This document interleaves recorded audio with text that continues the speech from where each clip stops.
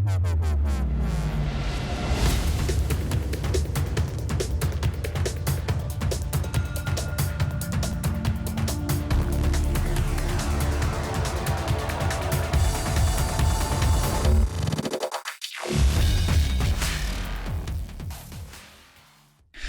number 4 at 8 p.m, only half an hour late. Only half an hour late. That's actually pretty good for us. Yeah. Explain this beer, please. Well, you delivered a few Mad Honk beers for the first couple, so I thought I'd bring some Goose Island Golden Goose cans. Right. Let's get this self-explanatory, isn't it? Woo! Woohoo! Cheers, mate. Cheers. Oh, I'm not fully open yet. Cheers. Amateur. Welcome to Amateur Hour, hosted by Andrew Salmon. That's really nice. In this podcast, expect high-level quality content, well-planned, as always, top-level humour. Any other great words you can think of to describe this podcast? What have you been up to the last couple of weeks since I last saw you? Do you know, I knew you were going to say that. It's almost like it's part of our prep. Yeah, it is, isn't it? Yeah. I'm quite impressed with it. We've been prepping a lot more lately. Not like prepping for a nuclear war or anything mad like that. But yeah, the podcasts have been better prepped than normal, I think. Yep. I've mainly been, in the last 2 weeks, furiously masturbating over the Man United result. 5-0. Yeah. Man United. Is that the most appropriate way to enjoy a win? Or should you not just be celebrating a little bit, having a beer, having a nice takeaway or something? Well, it's every single day. You can prolong it. 2 weeks, 2 whole weeks. And actually, that reminds me, it's supposed to be like No Nut November, but there's a thing now where you can do... Where you're not supposed to eat nuts? No, it's referring to jizzing, mate. Oh, right. Okay. Yeah, I get you. Yeah. I've got a nut allergy, so I don't eat nuts anyway. So. I was going to say, it's not hard for you, is it? But there's another one, and it was trending on Twitter the other day, and it was Everyday Nut November instead, so it was the opposite. You've got eating a nut every day, which is just bad for you. Yeah, exactly. Which, just first day, you just die, don't you? So Everyday Nut November, who came up with that? I don't know, but it was trending on Twitter. And is that the one you're going along with? Luckily, I've had some ammunition, a memory wank of how good the Salah goals were. So, a hat trick. Yeah, okay, so that's got you for you the first 3 days. First 3 days, one each goal. One, yeah. We saw this week, actually it was only a few days ago, there's a coin that was designed, it was a meme coin called Squidgame.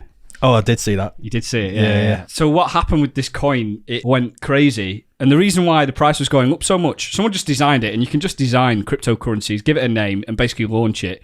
And you're reliant on like social media for them to go crazy. Yeah. And it relies on investors buying the money so that whoever started the coin gets money in exchange for literally thin air. Yeah. Or thick air, depending on how you view it. Depends who's buying it. This coin was going up and up, and the reason it was going up is because nobody could sell, and the selling pressure is what pushes the price downwards. Yeah. And then all of a sudden, after about 3 or 4 days, when the market cap of it had got to like 50 million or something crazy like that, it just went to zero in a matter of 5 seconds. Crazy. Because somebody just sold everything and took the money, and it's called a rug pull, that. Right. Like, it's almost like they've pulled the rug from under your feet. A little bit like that, yeah, but I don't think it's related to rugs. Okay. So when you're saying people can't sell it, like if I was one of these investors and I bought £100 worth, why wouldn't I be able to sell it? Because it's written into the crypto contract that you literally cannot sell it. And did people know that when they were buying it? No, I don't think they did, but they were obviously getting quite excited about the prospect of the value of it going up and up and up in value. Wow. It was covered on social media, but then the weird thing is, people then started buying into it again after it hit. BBC After the whole News. world knew it was a scam. Yeah, people were like, I'm having some of that. I couldn't believe it. What about you? What have you been up to, dude? I've been wallowing in pity and sadness since the Liverpool 5-0 result. I'm on day 4 now. Of no nut.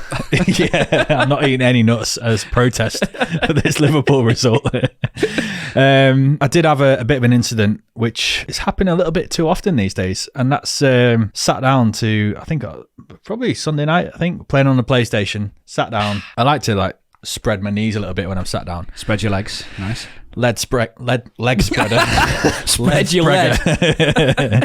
And I just heard another rip right in the old groinal region of my trousers. And I thought, oh, for God's sake, this lockdown, 18 months of being sat at home and not doing any exercise is really starting to pay. Yeah, and that reminded me, I've got this post-traumatic stress of a time when I ripped my trousers. It was in my first week at my new job when I moved back up to Manchester. I had like my nice smart chinos on, a nice shirt. I don't really dress that well for work anymore, but at the time I was like, these are nice trousers. You've let yourself go at work. Your colleagues know that you can't be asked. So I was wearing these chinos. My locker, as the newest person in the team, my locker was on the very floor, like by my feet. So I was, getting my files out, squatted down. I think I know where this is going. Ripped my trousers, and this was like 9 o'clock in the morning.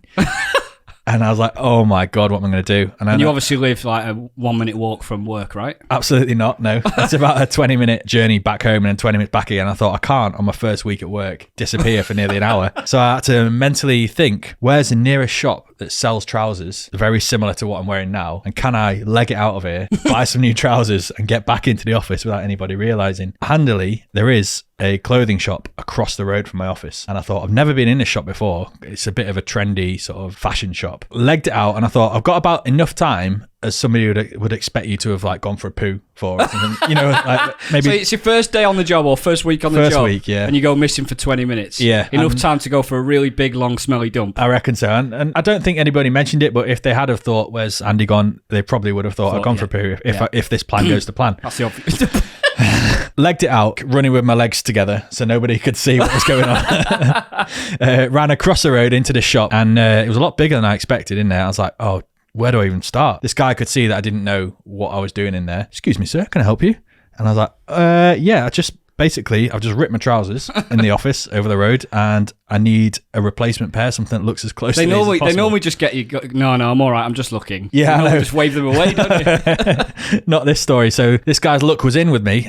So he showed me the selection of chinos that they had on offer. Yeah, we've got some chinos that look very similar to those. Come over here. I was like, yeah, they seem okay. They'll be fine. Yeah, how much are these? Sir, these are £190. And I was like, right, well, what? I'm not going to be buying these today. Have you got anything a bit cheaper? Because I'm looking for something cheaper that's, a quick replacement for these ones that I've just ripped. I'm not in the market for the most fashionable long-term pair of trousers. I'm literally trying to patch these trousers up. Exactly. So he said, right, we'll have some other ones out the back. Let me go and have a look for you. You just wait here. So as he went looking out the back, I had a little look around the shop, and there's framed pictures on the wall of their customers that they've got, and their customers are Wayne Rooney, Cristiano Ronaldo, oh my God, all of these local northern celebrities that all go shopping there for their clothes. And I thought, oh my God, the cheapest pair of trousers they're going to have is going to be like 100 quid or something. And then he comes out the back cupboard with a pair of black Tommy Hilfiger, I think they were, chino jeans sort of thing. They might do, but how much are they? And he was like, well, these are £90. Oh, that's so much more reasonable. So I was like, right. And I thought, I'm not going to tell him again that I can't, that they're too expensive. So Have you got anything in the £10 price range? So I was like, well, I'll try them on first, and then we'll see. And I tried them on, and they actually fit like a glove. They were beautiful. Nice. And I was thinking to myself, I'm running out of time. People are going to think I'm on the toilet. Yeah, you're in diarrhea territory. Am I going to pay £90 for these trousers? You know what? They fit really well. But I don't think I can pay £90, so I'm going to have to go and try somewhere else. And he was like, no, it's all right. These are old stock. I can do you an offer. And I was like, well, to be honest, the most I really want to pay is £50. And he was like, yeah, we can do £50. And so I was like, great. In that case, I'll keep these on. I'll give you £50. And I was like, and can you do something with these ripped trousers? He gave you your ripped trousers. And he was like, yeah. I bet he told his mates about that. Yeah. I think every time I rip a pair of trousers now, I'm going to relive that sort of stressful moment in my life. But at least I got away with it. So it's been Halloween this last week. I did some pumpkin carving with the wifey. The following day, we got to take the pumpkins to a place in Didsbury where literally there's a woman advertised on the Didsbury page, bring your pumpkins to me after Halloween because I've got a pig. All right. So you can feeding the pig. So you're actually recycling the pumpkins by even feeding though the it's like hollowed out and half hollowed out. Yeah. Well, it's on with the seeds, that. Isn't it? Really. That's true. Yeah. I don't think pigs are that picky, to be honest. Yeah, they will eat anything, won't they? To be fair. Oh, I'm not eating this. I don't like the look of that. Didn't a mafia feed dead bodies to pigs because they will literally eat every part of it? Oh yeah. So I doubt they'll turn their nose up at parts of. We took the candles out. All right. They would probably eat the candles though, wouldn't they, the pigs? Yeah. My wife does this thing where she'll be like, oh, we need to get loads of sweets for the trick-or-treaters. Yeah. And I'm just like, we don't need that many. She's just like, well, let's just get some extra just in case. Yeah. And we'll eat whatever's left over. Yeah, exactly. And honestly, it was 1 hour before she started tucking into them. So my girlfriend bought sweets for kids, but they're not actual sweets. They're like made out of real fruit juice, and they're like sugar-free, like kind of healthy snacks. And I said, if kids knock on the door and get given these fruit treats that with no sugar, it's not Haribo or anything like that, they're probably you might actually ruin their night. Oh, she bought them for the trick-or-treaters? Yeah, she bought them for the trick-or-treaters. And I was like, I don't think it's worth it. The chances of us getting egged or like stuff thrown at our house Collateral. as a result, it's not worth it. So in the end, we closed the curtains and turned the lights off and pretended not to be home. Kept the treats for ourselves. It's bad, isn't it? People tend to go that way. They either completely ignore it or properly get involved. Yeah. Yeah, do you know Whitby in Yorkshire on the East Coast? I know it. Yeah, I know of it. So every Halloween they have Goth Fest, and it hasn't been on for like last year or two, I think. So they were celebrating this year the return of Goth Fest. So that's just like the goth hotspot of the world, UK? I think people do come from over the world, actually, yeah. Christ. Certainly from around the UK, everybody dresses up in their full goth outfit, and they all meet up and listen to music. It's like, I think they all... Do you think when no one else is around, that goths are just quite happy people? When they're all together and no one else is around? I reckon so, yeah. I think they all are happy people, actually. At a gathering like that, like, they just go, we can be ourselves. Yeah. How are you doing? I had a great day yesterday. I think they get drunk and listen to music, and yeah, I reckon so. Probably pop music. Yeah. I reckon it's going to be like 80s synth and rock music. Like Joy Division or something like that. Polar opposite. What's coming up in the show, Andrew Salmon? Next up, we've got Top Shelf, my treat this week. Okay. Then we're doing Headliner. So we've got 3 pretty ridiculous headlines. New segment, Headliner. Yeah. Which is so we choose 3 headlines, ridiculous headlines. We've got to choose one to delve into more detail. But these are real headlines from the UK. Yeah. Just stupid news. And Daena hasn't heard them yet. So I've picked out 3. I haven't even read the articles for them either. So there'll be a treat for me when we get there. Then we'll look at what's happened in the past fortnight since the last podcast. There's quite a lot to go into there. And then it'll be a bit Goose news.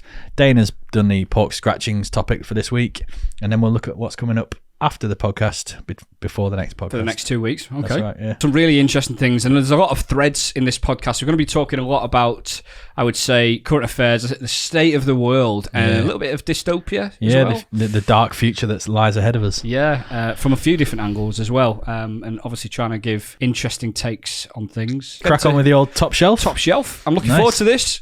So... in this segment, Salmon's going to present to me a bottle of alcohol that I've not heard of or seen or whatever, and he's going to, we're going to taste it. We're going to have a shot each of it, and we'll describe it to the viewers. And the idea is that it's something you can hopefully talk to your mates with down the pub, and maybe you might even see it in the bar, be able to try it out. I'm almost certain you'll definitely find this in a bar. This will be a good one. Hopefully, I've had it as a shot on one night out in the past, and I've not had it since, but I've always wanted to. It's not vodka, is it? It's not vodka, no. Okay. I'll do the big reveal. I can't even see it. What is it? Sambuca? Right, it's called Tuaca. Tuaca? Yeah, have you heard of it? I've never heard of it. Right. Product of Italy. Let me read the label. Tuaca is an experience. Right, I'll start again. Tuaca is an experience 500 years in the making. A legendary spirit first created for 15th century Italian ruler Lorenzo the Magnificent.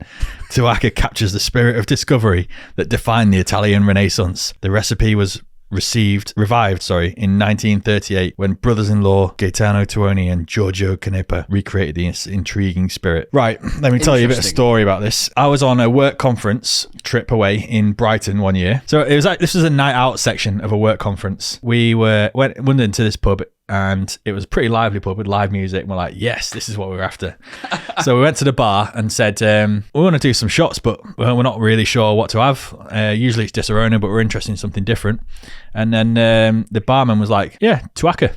And we're like, right, never heard of it. Let's have that then. We actually didn't quite catch the name when he told us what it was. Tuaca. No, we called it Chewbacca for the rest of the night. So we had a lot of these in the night. We had many pints of Chewbacca. It's funny that actually we came across it in Brighton because you couldn't get this drink in England for many years. Oh, right. It was in Italy, obviously, because it's Italian. And then some Americans took it over to America, and that was the only place you could get it. And then so these 2 brothers in Brighton decided that they would have a competition with each other to see who could be the first to import Tuaca into the UK. And one of the brothers won brought in this huge crate full of it. As a result, like many, many years later, now 95% of Brighton's pubs, bars and restaurants all serve Tuaca. All right. It's become their sort of like local shot drink that That's they pretty have. cool. Yeah. No wonder the barman advised us to try Tuaca when we were there on a conference. So Tuaca, I remember it tasting incredible. Like, okay, we were hammered, right? We were hammered. On a works conference. And it tasted great at the time. Works conferences are notoriously messy. We'll try some Tuaca. Just so you know what it is, it's a golden liquid. I'll hold it to the camera again to get another look. It's a blend of Italian brandy flavoured with citrus and vanilla spice. Brandy rocket fuel. I never thought I'd like brandy, and maybe I don't, but I did when I first tried this many years ago. All right. I'm excited to have another go with it. He's poured a very generous shot this time. This is a big shot. Cheers, Salmon. It's potentially vomit central. Tuaca.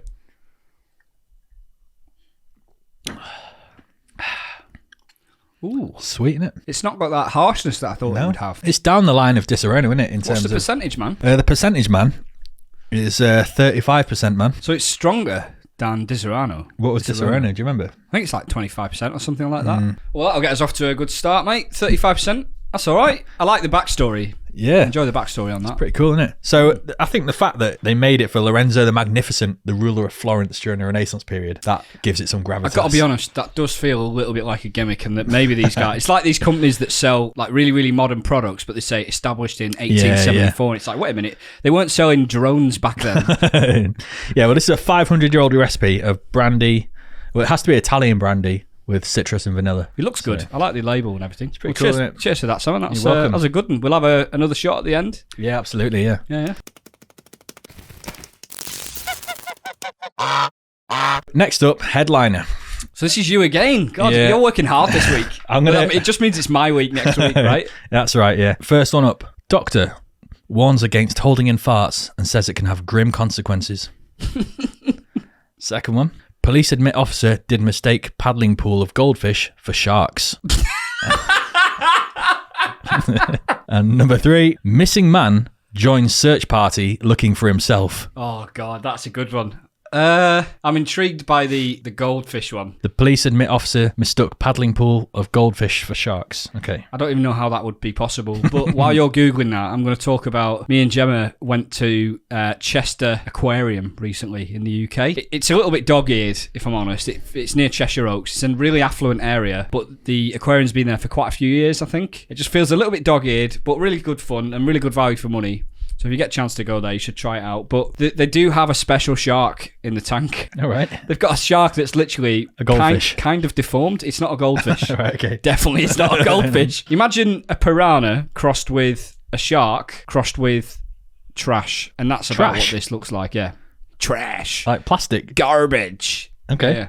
Just a total mess of a shark. Its teeth are just all over the place. Right, I found the article. I'm reading this from scratch, so if it's a poorly written article, it's not my fault.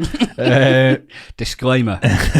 Sussex Police Inspector Darren Taylor tweeted about the discovery in Haywards Heath on Friday after being called to a ground floor apartment, gaining plenty of media interest. Just when you think you've heard it all, the team attended a premises over the weekend only to discover an 8-foot swimming pool in the front room. In the swimming pool were small sharks swimming around and an artificial Christmas tree in the middle. I kid you not. But it turns out the truth is a little bit less exciting than Inspector Taylor made out, and his tweet is now deleted. He deleted. In the statement, Sussex Police told the paper it has the chance to review the incident in more detail following recent coverage. The foresaid officers were called to a neighbourhood dispute, and the disturbance has been reported. Several types of goldfish, commonly kept as pets, were found in a children's paddling pool fitted with pumps and filters. Not a swimming pool, and none were sharks. How the hell did that make front page news of the BBC? Do you reckon that police officer's just having a laugh then? Why would you tweet out such a message saying there's a swimming pool full of sharks? I think it makes it better that he deleted the tweet. Yeah, I know. I love that. Oh, this is a bit too controversial. I'm going to have to delete this. I'm in trouble here, boys. I do like that segment, but I think the stories behind the headlines are a bit flat, aren't they? Yeah. But the thing is, I like the fact that I'm hungry to hear about the other two, but we never will. Because I'm not going to Google them. I am. I'll forget about them. I'm going to go home and read them in bed. Well, the thing is that, but anyone that's listening on like Spotify or Audible or Deezer or iTunes or wherever anyone's listening on Spotify or YouTube, of course, we put it up on YouTube. We're live on Twitch right now. They're just going to probably just immediately Google and be like, yeah, I'm checking that one out. now. Yeah. Last podcast, we talked about Facebook rebranding. You actually said that it's going to be probably something called along Meta or Meta Universe or something like that. So they want to, Facebook Clearly, want to be You had some insider the knowledge. next metaverse. They want to design the metaverse. And I'll admit, I've not had time to properly look into exactly all of what their plans are, but I've seen some of it and I've seen some of the videos. And it's a crazy thing. Facebook itself has got something like 2.5 billion users now, which is like a quarter of the world, right? Can I just, on that, a quick question. Do you reckon Facebook usership is going up or down over time? I think the usership is going up, but the usage is going down. Right, okay. Yeah. They'll quickly deny this, but the engagement on Facebook is getting quite repetitive for people, and people look for something new naturally. Yeah. They don't have that anymore. It's very difficult to reinvent Facebook, I think, as a company. And I think this is one of the reasons why Facebook are diversifying by getting into Oculus Rift and VR and the internet and so on and so forth. So they came out this week and they said, we've rebranded. People knew for about a week that they were going to rebrand it. And the rebrand is based around the Metaverse. The Metaverse, just to briefly explain what that is kind of a collective name for everything interlinking to do with virtual reality, AR, which is augmented reality, VR, virtual reality, and then like cryptocurrency world and all those types of things all mashed into one. And it's essentially a way that you can exist in almost like a separate world. You remember that game Second Life? I remember never that played game, it, yeah. but it was back when we were like teenagers or something. It's wasn't like it? 15, 20 years ago, yeah. And people got well into that, and I feel like this is the very futuristic step of what Second Life was kind of. Did you watch Player One? Ready Player One? Ready Player One, yeah, I've seen that, yeah. Yeah. So that's it, isn't it, really? There's a completely different world that you can just sort of plug into with a virtual headset, a VR headset. It's crazy, isn't it? Because the whole idea of building up wealth and having a nice house and and a garden and all of this, what you think of as a good life to live, the classical,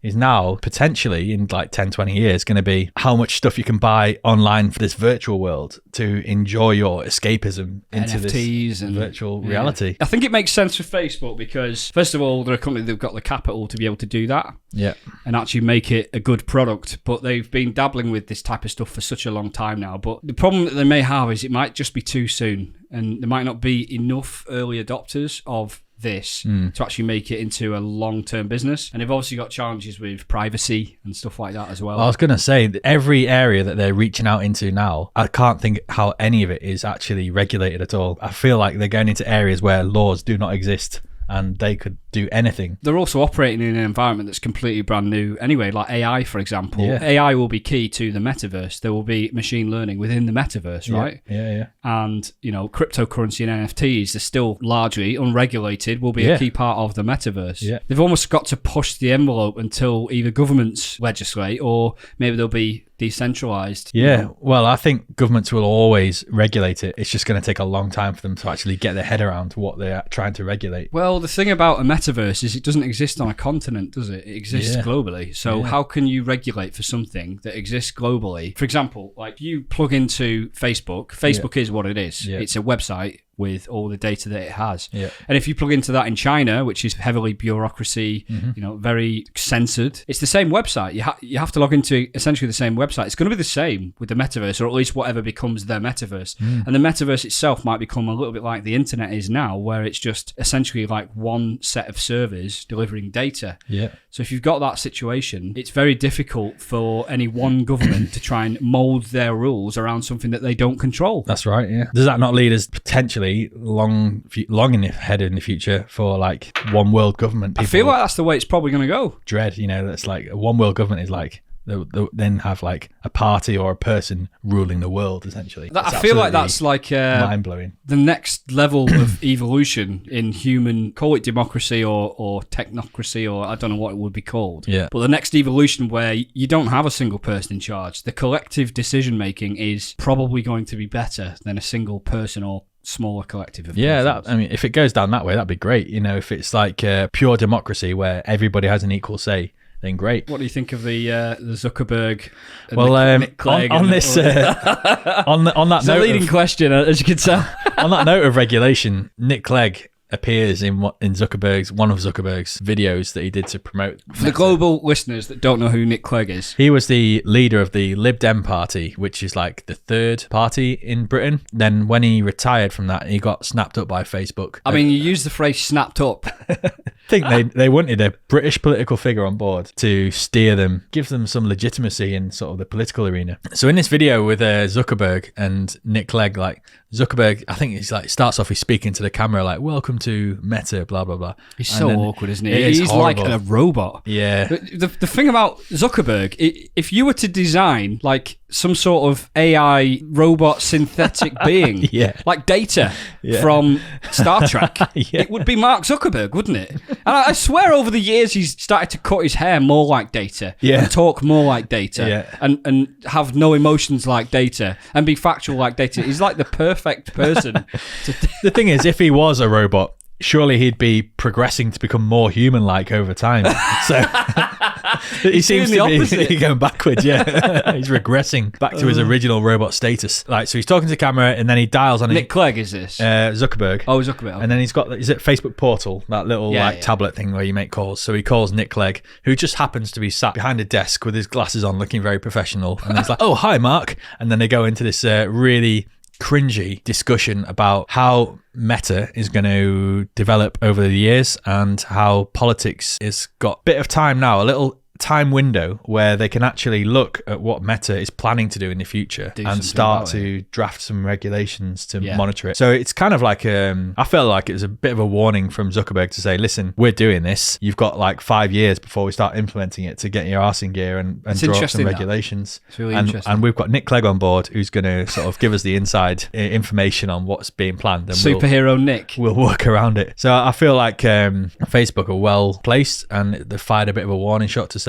this is coming, get your regulations out. They did this a few years ago with crypto. I don't know if you remember. No. A year or two ago, or 2 or 3 years ago, they said, we're going to start a new cryptocurrency. It's going to be the Facebook cryptocurrency. And then I'm not joking you, within like a month or two, the whole project was shut down. They had backers, like, I can't remember at the time, maybe it was like Uber that were backing it, and a number of different companies that were backing this corporate cryptocurrency. Yeah. And the government's just basically declined it and just shut it down. So it's a bit different with this though, because they're already in the space, really, if you think about it. They're already making the devices, the Oculus Rift. Yeah. They're already connecting literally billions of people through, the web. So it's almost like, well, it's a bit less control for the government. I feel like it's almost so far into, I don't want to say the future because I sound like a fucking boomer. Yeah. But it's almost so far beyond the mindset of a government that no government really is going to go near it, I don't think. Yeah. It's like, it reminds me of when Zuckerberg was questioned by the Senate in America, and like, "So, Mr. Zuckerberg, if your service is free to use,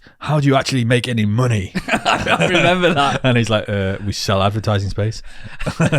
Seriously. As a population, we've already been primed for what the future's going to look like through all of the films that are released, like Ready Player One and Hunger Games and all this sort of stuff, this dystopian dark future. It's definitely the next industry that young people need to get into, isn't it? And sort of learn to master, because the days of learning about history and English and, like your classic subjects, they're not going to get you anywhere in this foreseeable future that we can now start to envisage because of Meta. If I was a kid growing up now, I'd be all over learning about coding and how you can actually make money, even like entrepreneurship within the tech industry. So like 10 years ago, it wasn't even on anyone's mind that you could jump on a bike, log onto an app and start delivering food to people as a gig economy.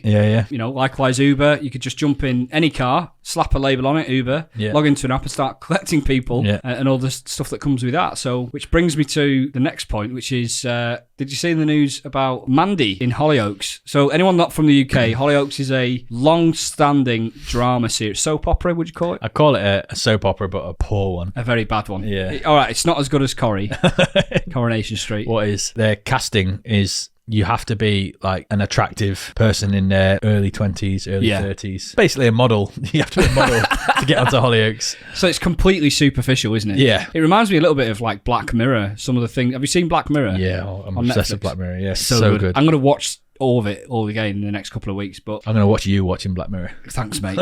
Through my phone. My actual Black Mirror. Hack me, baby. Sarah Jane Dunn, who plays the character of Mandy. What has Sarah Jane done? I don't know what she's done. but I know what she's doing. What's Sarah Jane Because I'm doing? subscribed to her OnlyFans. Nice. Tier 3, baby. the good stuff. She started an OnlyFans, and anyone that doesn't know much about OnlyFans, so I think most people probably do, but it's a website where anyone can just log on and start essentially just selling pictures of themselves. And that could just be something fairly benign, like pictures of your feet, which people do make money from, or actual full-on nudity, right? And is everything you put up on OnlyFans, is it all paid content? I think that you can get free subscriptions. Not that I mean, I've never logged on. Yeah. I would never do that, personally. He says with a little smile.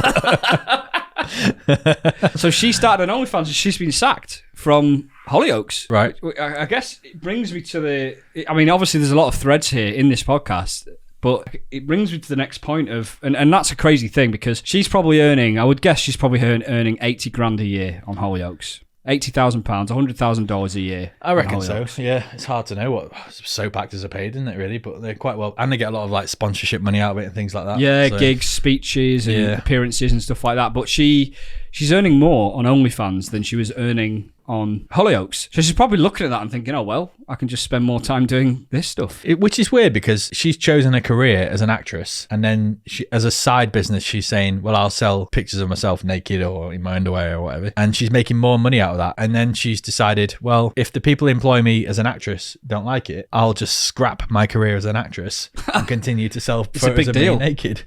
It's crazy, isn't it? Like, that's her career that she's given up. It's all about the money, isn't it, really? Yeah. I mean, does she want to be an actor because she enjoys acting? Well, I imagine for the first few years it's very enjoyable. Yeah.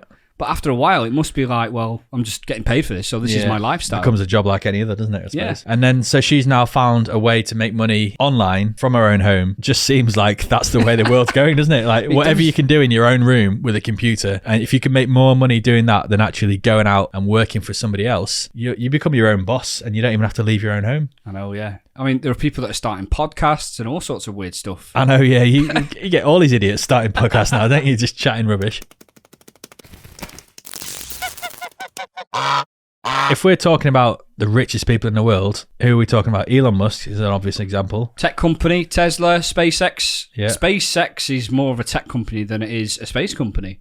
Right. The technology that they've developed, and same with Tesla, the software and the AI, and they make more microchips and batteries than they do cars. Right, okay. So he's the richest guy in the world at the minute, Elon Musk. 300 billion. He's got more wealth than Bill Gates in 4th or 5th place. And second place, Jeff Bezos, supplying the world with actual products. Yeah. Mind you, in fairness, Tesla cars are actual products, but he's worth more than them both combined. Wow. And is he going to do anything useful, like, or any sort of like charity work with that money that helps other people out other than his business? He is a businessman first, I think, but I think he is also on a scale a humanitarian. I'm talking about the corporate scale here. There's a lot of corporate people that just hoard money and don't really do anything with it. Yeah.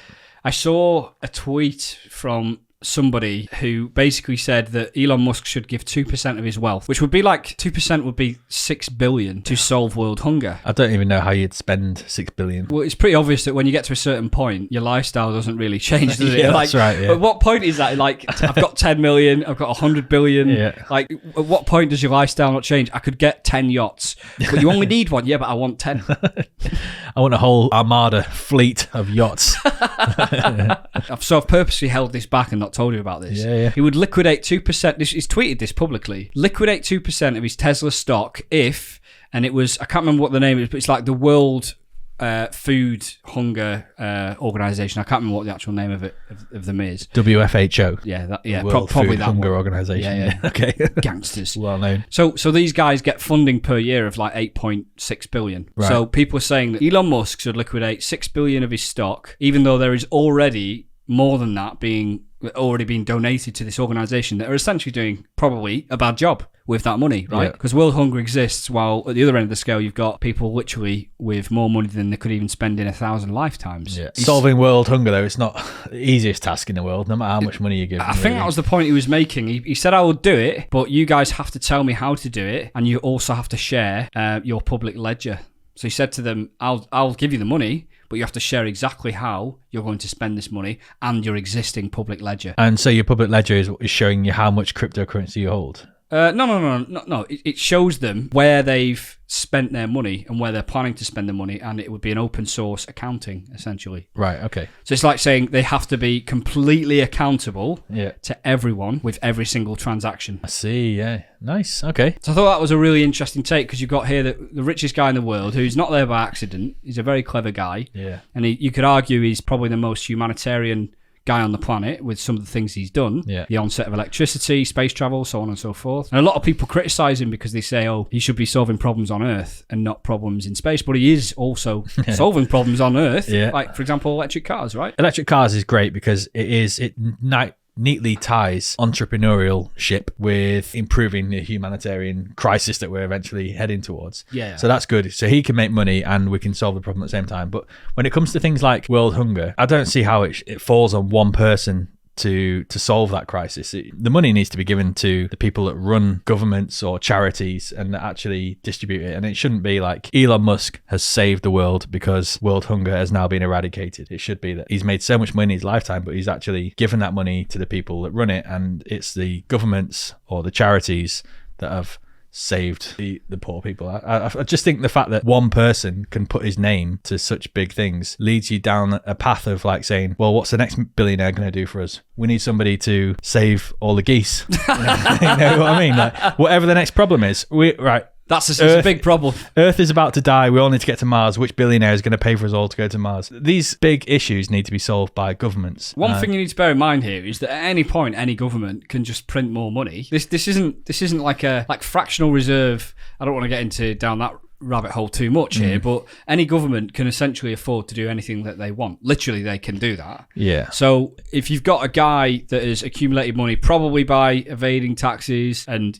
maybe mistreating some employees and a number of other things, even if his objective is a good one, that's the world we live in. I don't think he's any worse off than a government that is just printing money for the fun of it, but then still neglecting... Oh, that's a good catch. What a great catch. That looks so good on camera. Is he any worse off than the government? So I think at least he's earned the money, whereas a lot of the government officials that are in power now have not earned the right to be there, really.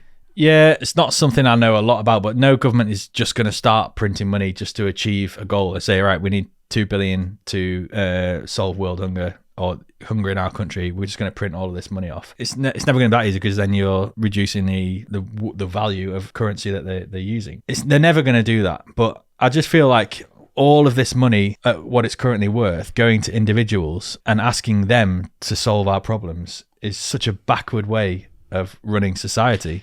Yeah. It's the people that we vote into power that should be looking out for us. That's the thing is, you do get people that try and hold governments to account. The problem is they're so big and powerful. There's so much bureaucracy. There's such like a big tanker in the massive ocean. They really are, yeah. They turn slowly. Progress is slow, if at all, often. Yeah. There's a lot of deadwood in government. And this is one thing where I actually think that, in a way, and we're probably looking at it wrong. The public is probably looking at this not in the best way, but at least with someone like Elon Musk, who probably employs maybe 100,000 or 200,000 people now, there's a lot less bureaucracy when you're a company than there are when you're an organisation like, let's say, for example, the UK government. Yeah. You're able to tackle problems in a different way. So even though I agree that it shouldn't necessarily be his responsibility to do that, especially when he's already trying to fight so many other battles, right? Yeah. But I also think that somebody like him could be way more effective than, let's say, you did say Boris Johnson, for example. Well, of course, yeah. You did say that first and foremost, he is a businessman and, therefore his goal is to make profit. Any act of kindness that he does in solving world hunger is going to come with a big advert of like, but buy more Tesla products and make me more money. Probably, yeah. I think that at the moment it's just more a case of a byproduct of the world that we live in, though. Like, if you live in a capitalist environment, the way to make progress has to be in a capitalist environment. You might choose to change that down the line. Yeah, it's a deep subject. Bill Gates has come out. He's big into his pandemic and all this, the COVID side of computers. Things, and he likes his computers. He likes computers, but he's also heavily into vaccines and disease control and things like that. There was a lot of footage of him talking about COVID and the next sort of viral pandemic that humanity may face. And he's now come out and said that the biggest threat after COVID is going to be smallpox terrorism. Now, smallpox was like eradicated many, many years ago. And it's like highly contagious and highly deadly, but samples of it have been kept for research purposes around the world. Christ.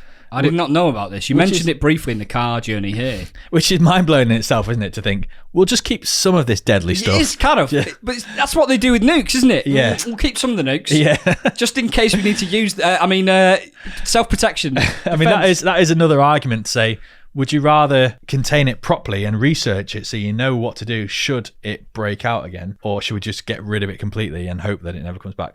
Anyway, so some of it has been kept. Now, Bill Gates' theory is that it could be maybe dropped at airports around the world, and then it instantly spread all over the world. And he's saying that the major governments around the world need to be donating billions, if not tens of billions of pounds towards research into viral restrictions. And I think he called it germ games. He thinks countries should be practicing germ games, which made me think of Squid Games too, isn't it? Yeah, exactly. That's the next episode. So he thinks countries should be prepared and training for and researching and developing ways to protect themselves against a potential smallpox outbreak. Part of his idea is to have a WHO pandemic task force. Now, when you're talking about groups of people that run the planet and having a one world government, like one of the first steps towards that has got to be a World Health Organization pandemic task force who instruct countries all over the world how they have to behave to prevent the viruses from spreading. Recently, myself, I went to Manchester Airport to the COVID test centre there. As I was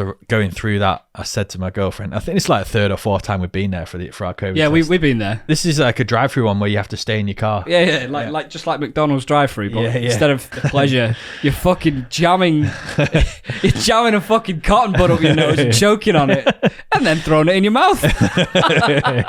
So I said to my girlfriend, like, this is how I imagine future society in the worst possible way. We are living dystopia right now. And she said, you've said this every single time that we come to this test center.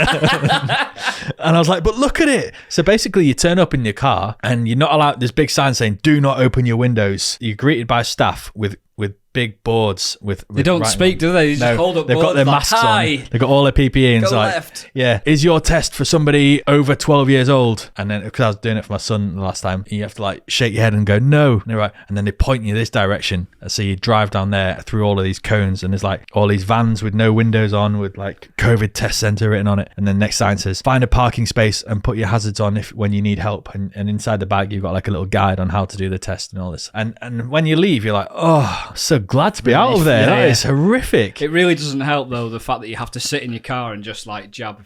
Yeah. Like choking, nearly throwing up on yourself. Oh, it's horrible. And then you think, right, once COVID's over, I said this again to my girlfriend, I said, it's inevitable that another virus is going to be spread, another pandemic is going to be created, not long after COVID. And all of this preparation that we've put in now, we're going to have to use them again. And the chances are we're going to have to use them throughout the rest of our life. And that is a horrible feeling, isn't it? When you think how free life was before COVID arrived. But we're talking about here, like lots of themes that thread together. We're talking about freedom. We're talking about a virtual world, making money from your home rather than going to a place of work. Yeah, we're talking about like governments and central governments, pandemics. Whose responsibility is to see us through these dark times. And this podcast was never meant to be, and isn't, by the way, like some sort of free-thinking Alex Jones bullshit. It's not like that at all. But we do like to offer questions and give our take on difficult subjects. Yeah, and just another thing as part of this whole dystopia nightmare like thinking is Public Health England got quite a nice ring to it. Public Health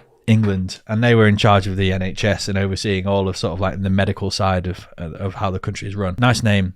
That's recently been changed to the UK Health Protection Agency. How much scarier does that sound? Like, you have been instructed by the UK Health Protection Agency to stay indoors until you no longer have any symptoms. But is there an operational reason why they've changed that? For example, merging multiple divisions together or something? Not that I'm aware of. I'll have another research of it, but Wikipedia, you click on Public Health England on Wikipedia and it says PHE was the UK, like, I didn't know that. That's an interesting observation. John in chat has just said, I've posted you some tin hats. Thanks, John. Thanks for the tin hats, dude. I do actually wonder, with the whole sort of theme of turning up to work in your like ripped jeans and t-shirt, I think it's going to be acceptable to turn up to work meetings as an avatar and not as yourself in a shirt. Did you see the guy that was like turned up to a legal meeting as a cat? Yeah, no, it was like, it was a court case, wasn't it, or something? Some a trial. sort of legal deposition or something. And it was like, I don't know how to turn this filter off. And then everyone was like confused. There's 4 of them in this room, this Zoom meeting. There was a judge involved as well, wasn't there? Yeah. Can somebody get this cat off the screen? And the guy's like, can you please get rid of the cat filter? And this guy's like, I can assure you I am not a cat. I don't know how to get rid of the cat filter, but I am not a cat. Like he needs to state that a cat's jumped on Zoom for a fucking Only in conference America call. would you get that. That's absolutely I nuts. saw another one where I think it was like a teacher or something like that jumped onto some sort of lesson and he couldn't remove the potato. He was a potato on Zoom, and I just think this is brilliant. It's amazing. It's amazing when it's harmless, but you do get people jumping in like into Teams meetings and stuff, like just sitting there masturbating or something, don't they? Or like There was a guy that thought his camera was off, and then I think he was sacked for it or something. What did he start masturbating? He started masturbating. He thought the camera was off. I guess he had the hots for someone in the room. The Zoom call. Jesus. No, not November in the middle of July. Oh my god. This is why, like, very rarely do I ever self-pleasure, right? But when I do, never in front of the computer. Fuck that, okay? Too many cameras. We were going to do predictions of how we see the future going. How do you see the future in 50 years, Salmon? 50 years from now, 2072. Such a big question. 50 years, how old will I be? 85. I'll still be alive. Hello. Hopefully. Hopefully, yeah, Jesus. Probably die That's a of jinx fest. alcohol poisoning or something. I can't help but think of Ready Player One, where you've got ramshackle towns, like people living in corrugated iron, stacked up. You can't even call them houses, can you? Just like small residencies where people have got literally barely any money, just enough to get by. Workers are paid peanuts because a lot of work will be home-based. It'll just be easy. Well, not such horrible labour that companies can say, well, we're not going to pay you much because you don't really have to do much. You're at home, blah, blah, blah. We're already complaining about a divide between rich and poor, but I feel like that's going to get ridiculous. Well, you got quite a negative view on it, haven't you? Like, for you, it's like... I think the seed has been sown in my mind from all of the films that have come out. Like, it's almost like they're paving the way for how the world is going to be in the future. And I haven't seen any examples of a beautiful world. And it makes it very hard to imagine when the creative people out there who are making the films and TV shows... Well, another question. Would you go and watch a film where everything's just hunky-dory, happy, brilliant, everyone's happy? Well, it needs to have some storyline to it. Like, it could be a love drama, or it could be a murder or something. Yeah, of course you're watching fucking love dramas in your spare time. All right, it could be a murder investigation, like set in a world where crime doesn't happen anymore. Ooh. And, Ooh, hello. Yeah, people have learned to live in peace and harmony and actually respect each other. And all of a sudden, there's been a murder where a murder hasn't happened for like 40 years or something like that. You remind me of, have you seen Liar Liar? I think, is it Liar Liar, or the one where Ricky Gervais directed the film and he's in the film as well? Yeah, it's not Liar Liar because that's Jim Carrey. And The Invention of Lying. The Invention of Lying, yeah. And they can't lie. They're not allowed to lie. So the adverts are just dead honest. So, for example, there's a guy that jumps on, he's from Pepsi, and he's saying, well, we've not done anything with the taste. It's the exact same product. We did change the colouring of the can a little bit, so that's good. Yeah. And, enjoy the drink. It's bad for you. Yeah, exactly. You'll still get fat. Yeah. The fewer people you get in a room trying to do something, do a project, whether it's a film or an orchestra or whatever, you take away that creative process a little bit. Yeah. And I think that you're only left with being able to look at something else and do a different version of it or a better version of it, smaller iterations. And I think that innovation will be more difficult when you're sat in a room without that collaborative effect. However, I do think there's a lot of benefits. And if you're talking about what happens in 50 years' time, 2072, if you only look back just 30 years ago, the internet virtually did not exist. Yeah. If you extend where we're going right now, we'll be able to walk into a room. You won't need to have a huge house because you can experience a huge house. That's it. Without having to spend 20 billion, Life 20 million on is a going to house. become how much you can improve your virtual reality experience. What clothes you can buy virtually, turn up to a meeting at work or with your friends.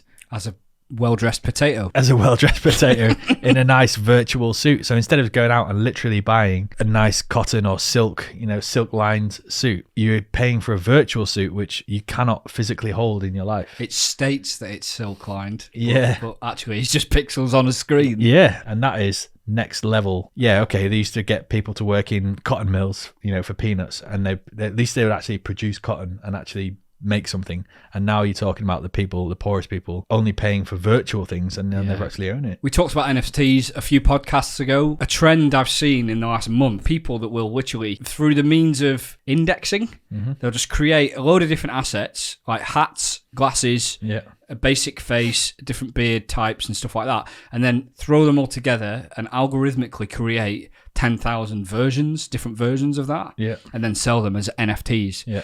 And the only value, it seems to be that someone buys them thinking that they can then sell it at a higher rate, in the fullness of time. When the actual digital assets start to become more compelling, like a silk-lined jacket that you can wear to a meeting, that's compelling. There's a reason to look cool at that point, rather than just owning a shitty JPEG. That's when I think we start to cross over. Absolutely. So would you advise a young boy, let's say you had a son or, godson or whatever, and they were saying, what should I do? What should I focus on in future life? Should I focus on material things that I can own, like a nice house, or should I focus on building up my online empire? That is clearly a leading question. I would obviously advise that developing transferable skills in a digital world is what he should do. So if you can design something to make it look good, or if you can code something to make it function better. Let's say this child then becomes rich based on your advice, and he's got into this arena, makes real money, or crypto, as it will be in the future. What does he then spend that money on? If you want my honest answer, it would be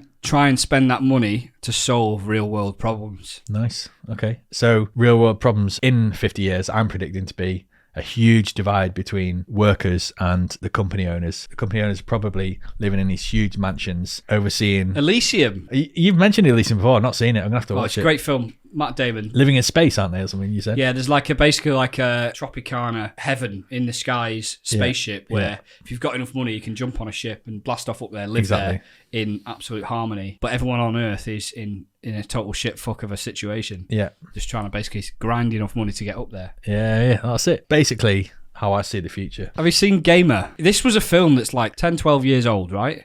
Gerard Butler. There's a world where he gets the option to get out of prison or something by competing as a virtual character. Oh, right. Obviously, he's real. Yeah. But he's a virtual character. That's cool. In a dystopian world where people can log in and control him. Yeah. But the guy that's controlling him is very good at gaming. But he twigs on that he's being controlled by someone else, and he starts to communicate with the guy that's controlling him. Amazing. But there's also this side world, which is more like the Second Life, and there's like a fat guy. His avatar is like a really sexy woman. Yeah. But this is some like 500-pound guy with pizza all down his face. Amazing. Going up to random men and flirting with them just to get what he wants. And I recommend you watch that film, and it's just a really interesting take. Yeah. But it's 10 years ago to have the foresight about where it's going. So in 2021, we've got people on food banks and things like that. They're queuing up to have food that other people have donated them. So clearly they can't afford like the one thing in life that you need to survive. Yeah.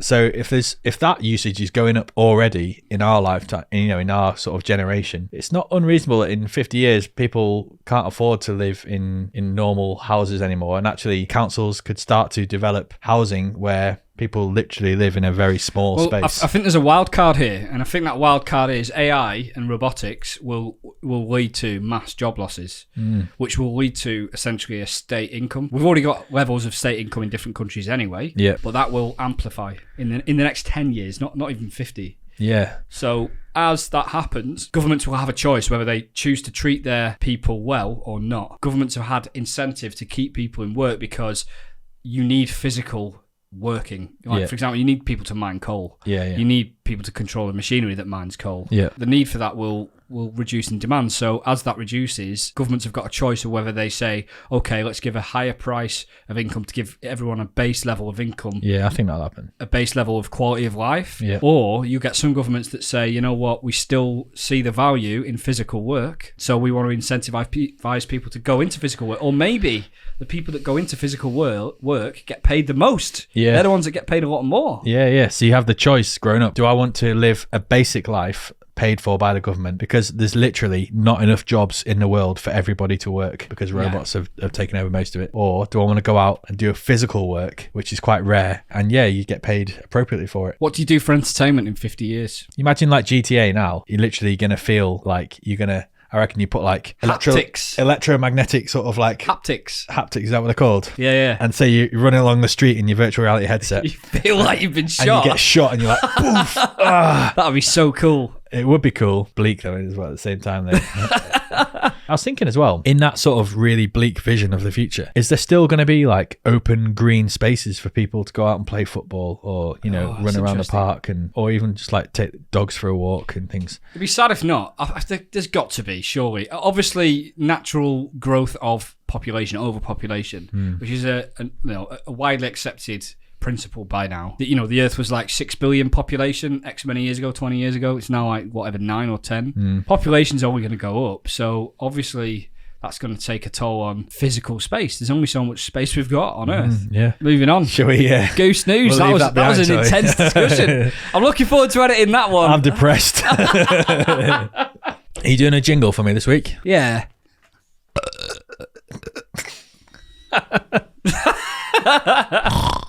Goose news. Pigs versus geese. The bizarre battle for Amsterdam Schiphol Airport. The third biggest airport in Europe has a goose problem. The airport is surrounded by sugar beet growing farmland that attracts gaggles of wild geese when the farmer harvests their crop. Schiphol Airport recruited 15 full-time bird controllers who drive around the airport, ensuring that runways are goose-free. Besides using noise cannons, scarecrows, and even lasers, the airport's primary bird defense was actually to kill thousands of geese by shooting them. And in 2014, airport workers were responsible for killing 7,000 geese. That's pretty sad.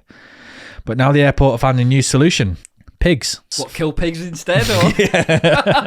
The airport are putting 20 pigs on one of the fields for 6 weeks to see if they deter the geese, and they're going to compare it to a field without pigs. So the airport has also installed a special bird detecting radar to monitor the goose numbers. So the theory is that the pigs will eat all the sugar beet residue after the harvest and leave nothing left for the geese. If the pig experiment works out well, perhaps the goose killing will no longer be necessary. So let's hope the pigs can do their job. I didn't think we'd talk twice about the appetite of a pig twice in this podcast. Oh yeah, it did hit a little light bulb earlier when we were talking about pigs. So yeah, that's quality. Wait, that's not quality. That's terrible. Actually, it is terrible. Yeah. How the hell 7,000? This is a massive year. Space. Every time the farmers go and harvest the sugar beet, there's always bits left behind, which attracts all the geese. So the theory is that if they get the pigs on there first to eat all of the sugar beet left over, the geese shouldn't be attracted to these fields. I think the fear is obviously that with so many geese around, they fly into an engine or something like that of a plane and bring it down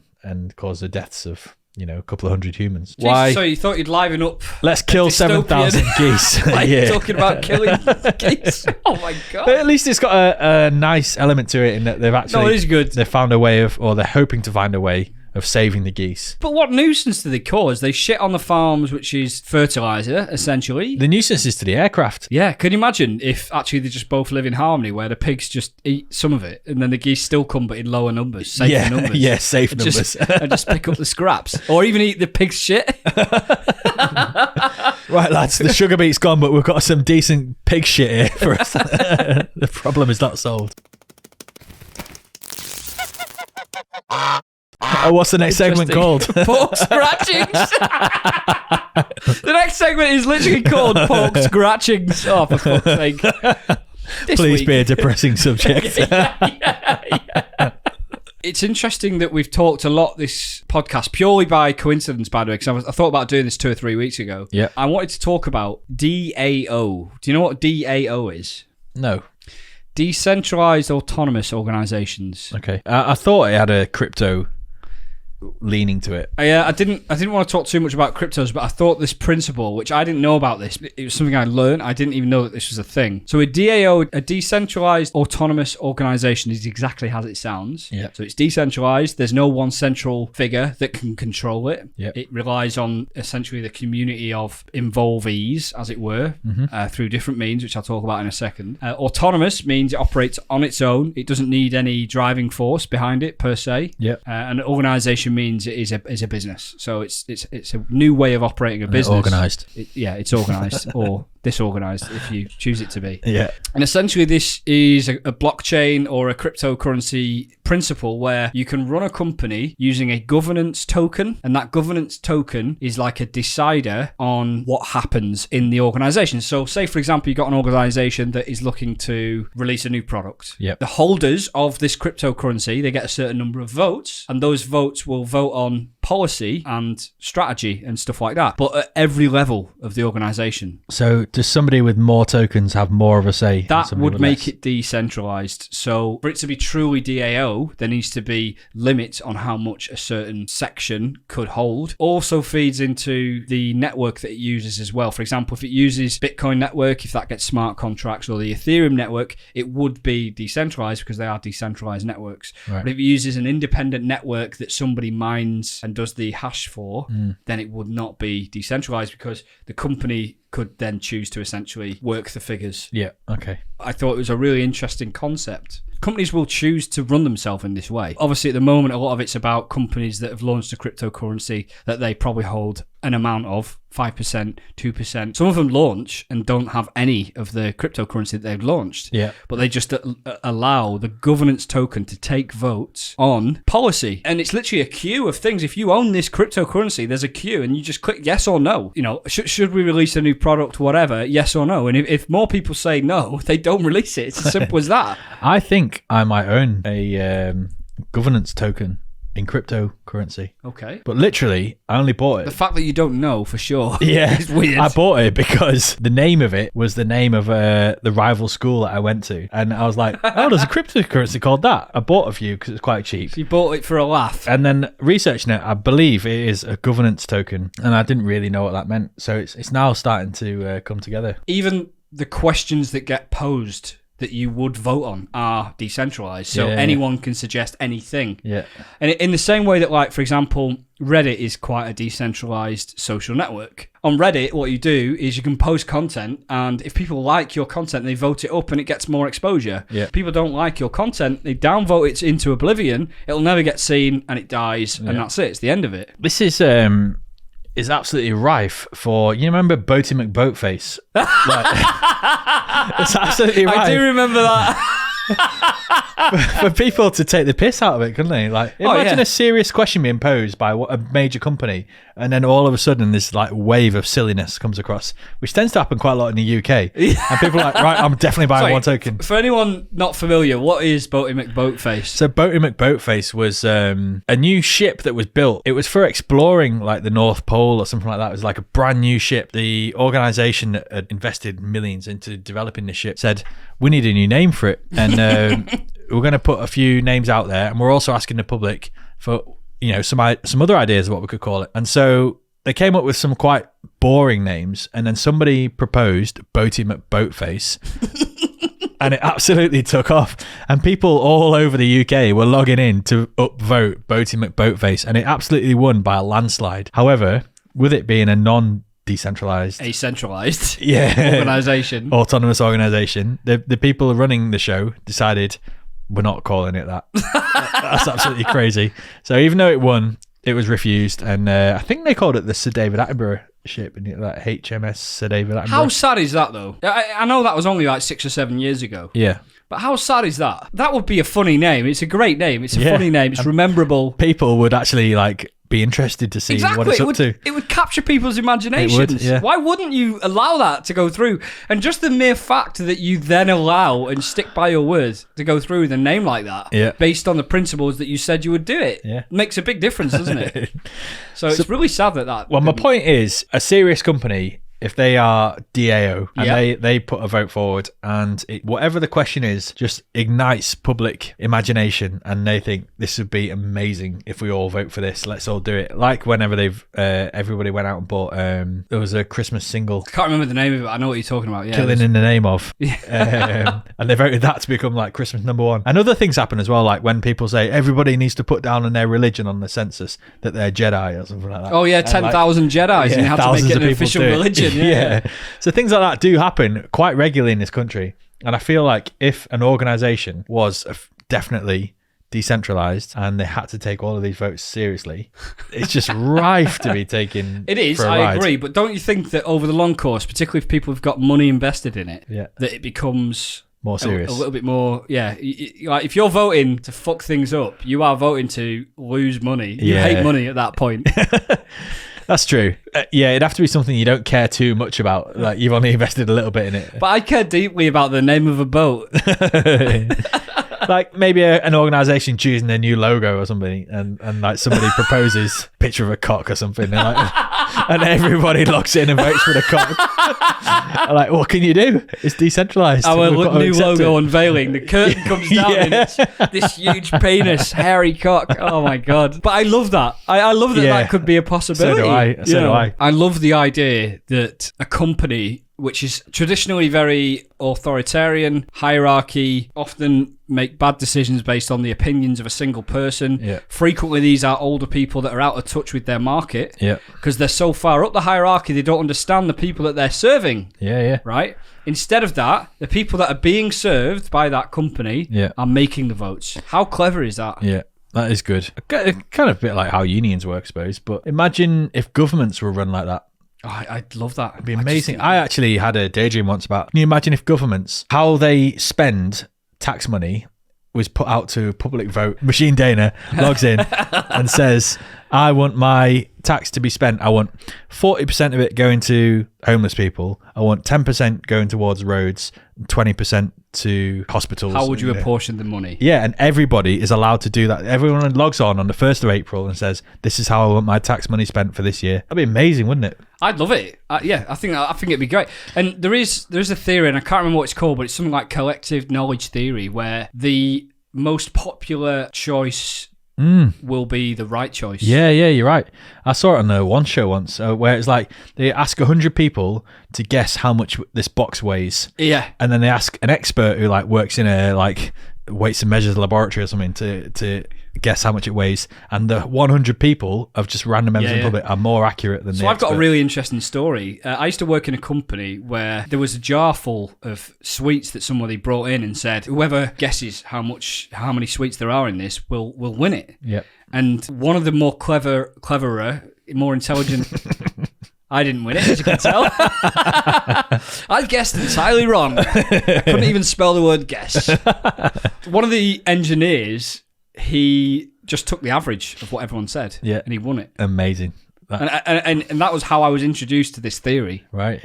That's great. So it gives me faith because we've got decentralized finance coming. That's coming. In fact, it's already here, really. Yeah. It's just not well adopted. But the thought that DAO, Decentralized Autonomous Organizations, is the next step in that process of decentralization, it gives me some faith because even if you get people that are dumb, even if you get people that are not well informed and so on and so forth, they will self-inform each other. The average of it should be higher. Yeah. However, we did vote to leave Brexit. Yeah. And that gives me like a really daunting thought that maybe the population is way dumber than we think. That's a bit harsh. I think people were sold an idea because so much money was put into the Brexit Leave campaign that came from nefarious sources. And I think it was the marketing. I guess that's where you would have to be a bit more wary is, if you were a government and you were operating as a DAO, any campaign that comes out, you'd have to restrict, I suppose, the marketing campaigns around each side of the argument, maybe put a cap on the spending or something like that. I mean, that was there for Brexit and it was broken. But... And it was, exactly. And there were literally no repercussions. Yeah, that's true, yeah. That was poke scratchings. I think we should look to set up a political party, a DAO political party, the first in the world. God, that would be so good. Amazing. Imagine how easy of a sell that would be on the doorstep, knocking people's doors, say, you get a vote as important as anybody else. We will use a cryptography to define the votes on everything. Yeah. We are a DAO political party. Yeah. We're not going to tell you what our beliefs are. We are literally going to implement the popular vote on every subject. That'd be amazing, wouldn't it? I genuinely feel like that's something that we could do. Yeah. And I also feel like we're basically first to market, so we get the advantage anyway. Yeah, the electric honk party. EHP. THP. What would we call our DAO party? Why don't we put it to the vote? We'll start off how we mean to go on. The name will be changed once all of the members have voted on it. Wow. How good is that? The first act. You just know we're going to end up being called like Party McPartyface. Exactly, yeah. And we won't have a leg to stand on. Because we've just backed it all the way. Oh, shit.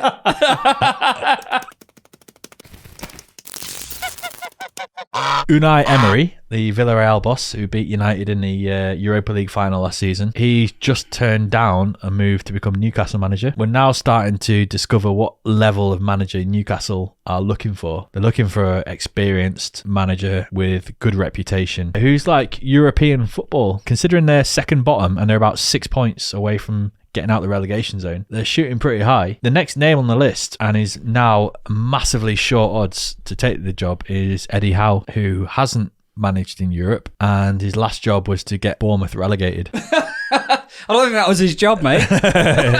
In his last job, he got Bournemouth relegated. He had a good reputation, though, to be fair, of like bringing through young players and developing them and selling them for a bit more. So it'd be interesting. But, you know, he has had a team relegated before. Well, they've not got anyone in post, really, at the moment, have they? No. So they're just going for anyone that's got a degree of experience that perhaps has a bit of potential. Yeah. I don't believe that he's the one. Bookies frequently get it wrong. They do. You know, Brendan Rodgers was in the mix. We talked about him. We talked about Conte, who's now at Tottenham. Yeah. So he's out of the picture now. He's out of the frame. Although we talked about Conte for United as well. I mean, yeah, he was open to any potential job where he's going to get a load of money, wasn't he, really? Write me the biggest check. Yeah, that's all he's waiting for. And I think with Nuno getting sacked from Spurs and Daniel Levy starting to panic a little bit, like, shit, what's happening to our club? He's just said, right, here you go. Is it a little bit of a side topic? But have you seen how much of a unit Torres is now? Fernando Torres is an absolute unit. He looks like a fucking robot. Fat or... No, like muscly. Wow. The guy looks like a bodybuilder. No way. He's huge, mate. Is he still playing football? No, he's... so he was He's given... a bodybuilder. He's manager of like Atletico youth team, right? Under 18s or something okay. like that. I've seen pictures of him or videos of him like on the sidelines for the youth team. But also, he's obviously Liverpool played Atletico, 12 points out of 4 games, 100% points. So he was there, and there's pictures of like Harvey Elliott with his arm around him, and he's like, and classically, Torres is quite a petite guy. Yeah, I mean, he's quite yeah. tall, but he was quite skinny. Yeah, he was. Harvey Elliott's got his arm around this huge guy. It just looks like the funniest thing because obviously Harvey Elliott's tiny. Yeah, wow. So anyway, yeah, a bit of a sidetrack. I would not have predicted that. Yeah. Is Salah the best player in the world at the minute? He seems to, for the last 3 or 4 years, easily be able to get, up to the most. He's got the world record now in the Premier League. I think it's like 34 or 35 goals in a 38-game season. Okay. He's already got that record. So technically, from that point of view, he is the best player in the UK and in England, and England is widely regarded as being the most competitive, difficult league to play football in. So you could argue it from that point of view quite easily, I think. Yeah. But when you talk about form, Messi and Ronaldo, they're not doing the jobs, are they, really? To the same level that they were, both of them. Yeah, well, Ronaldo's... He's doing okay. He scored a few, hasn't he, to be fair? What, 4 or 5 goals? Yeah. It's not 11 like Salah. Yeah, that's true. I mean, he has rescued United on a couple of occasions with some very well taken goals. But I would say nobody remembers. Nobody says, Gareth Bale, didn't score as many goals as Messi, but my God, he did an overhead kick in the Champions League final against Liverpool, and that was a great goal. So he's the best player in the world. Yeah, well, that's different because Ronaldo has been the best player in the world, and he's back, and he's still scoring at the age of 36. However, if you were to pick your dream team and you had the last spot to fill between either Salah or Ronaldo, I think you'd go Salah these days, wouldn't you? I think right now, yeah, you'd have to. Yeah. The great thing about Salah is, and by the way, Messi and Ronaldo have done their fair share of this, especially Ronaldo, actually, and by the way, I'm a Liverpool fan. I used to hate Ronaldo with a real passion. There's a certain degree of respect that I have for Ronaldo, knowing that over the years he's just matured, and he used to be a dick, and I think he's just not a dick anymore. Yeah. And there's a lot to be said for that, because in football there's a lot of dicks, right? Yeah. Literally, they all have a dick. With Salah, from basically day zero, he's used his spotlight to promote the right causes. So he's, a lot of people in Egypt see him as the pinnacle of success. Yeah. Not just sport, but in any profession. There's a lot of people, not in Egypt, just famous people that have supported Salah because he's just a good person. He seems like a nice guy, doesn't he, overall? So is being the best player in the world just being a best player on the pitch? If you're going to talk about the best player in the world, you're looking at the Ballon d'Or winner for that year, which is usually Messi or Ronaldo. But I think this year, if you're going to look at the Ballon d'Or, I think Salah's going to win it. I think it could be a landslide. Aguero not being in the Premier League helps. That and the fact that I think he's suffered a serious injury which might have put him out for the rest of the season or something. Harry Kane's normally up there. Yeah, he's playing the worst football of his Tottenham career so far, I think. It looks like he's thrown his toys out the pram. He's just not happy, is he? He just needs to leave. But David Levy's a traditionally very hard guy. He's not going to let him go on a penny. Yeah. Type B. But they've got Conte in charge now, so that'll be interesting to see if he ups his game a little bit with a new manager bounce and that sort of thing. Ronaldo and Messi, I can't actually see either of them winning the Ballon d'Or this year because they've both kind of ended up in situations where, well, especially Ronaldo, United aren't going to win the Champions League. If PSG go on and win the Champions League and Messi leads them there, then potentially. But Salah's also got the African Cup of Nations this year, and if he leads Egypt at least to the final or something, that's going to add to his cause as well. So his ratios are incredible. It's not just about the goals that he's scoring. I think he scored like 11 or 12 goals in like 10, 11 games. Yeah. But he's also scoring in every single game. This is like really consistent play, and he's also scored in some big games like the United game, 3 goals. In fact, it might even be like 12, 13 goals that he's got now. But on top of that, he's getting assists. He's got like 8 or 9 assists. Well, yeah, I was gonna pick you up on that because Liverpool's last game, Salah didn't score. They drew with Brighton, but he did get an assist. Up until that game, he scored in every single game this year. And he didn't score, but he did get an assist. So I love that quote that you said the other podcast where Solskjaer is just not doing enough to get sacked.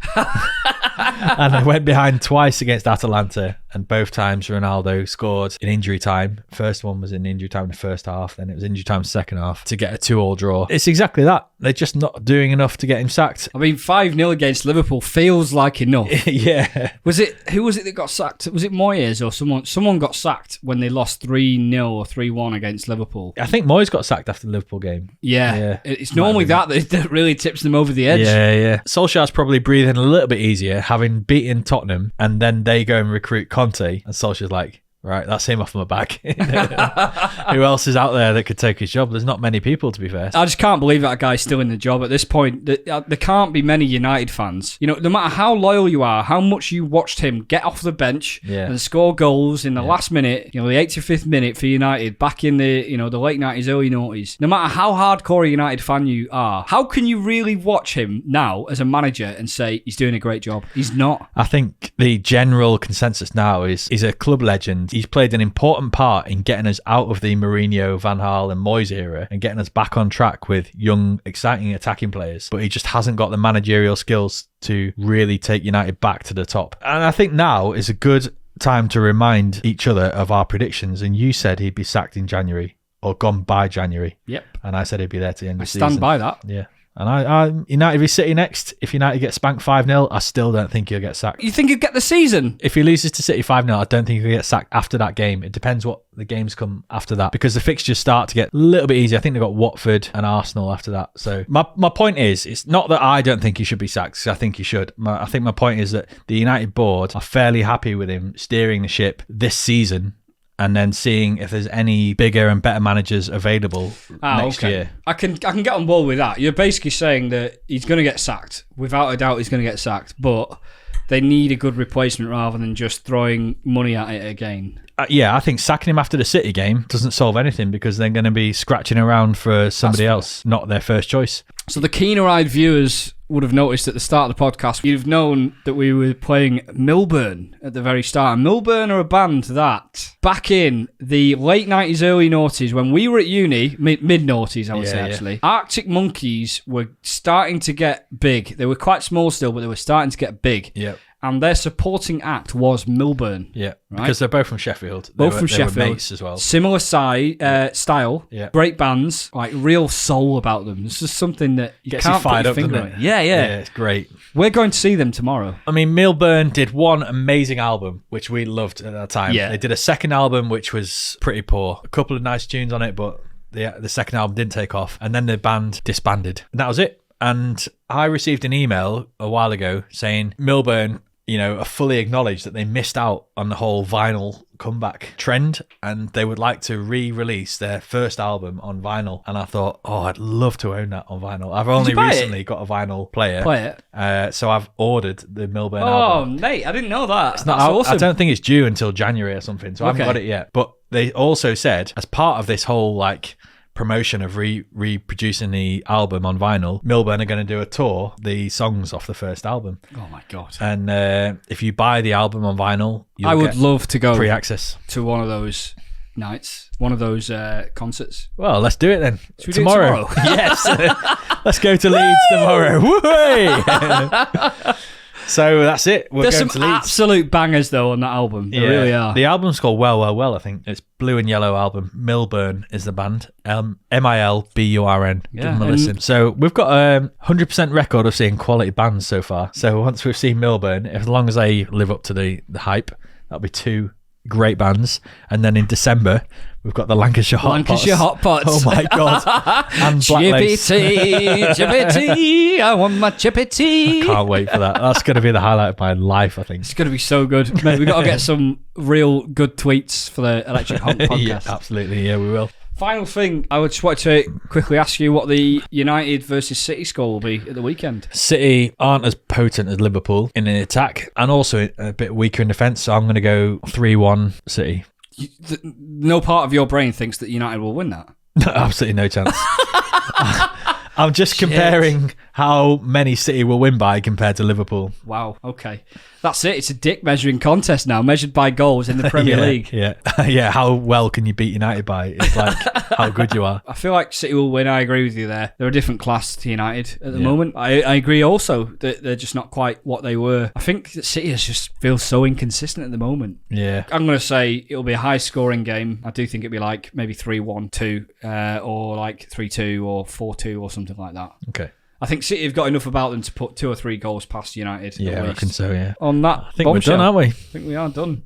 Anyone listening on Audible, Spotify, Deezer, iTunes, thanks for listening to us. Thank you very much. Quick shot of Tuaca before we go. Quick shot of Tuaca. Let's do it. And then we'll wrap it up. Cheers, mate. To a good podcast. Cheers, mate.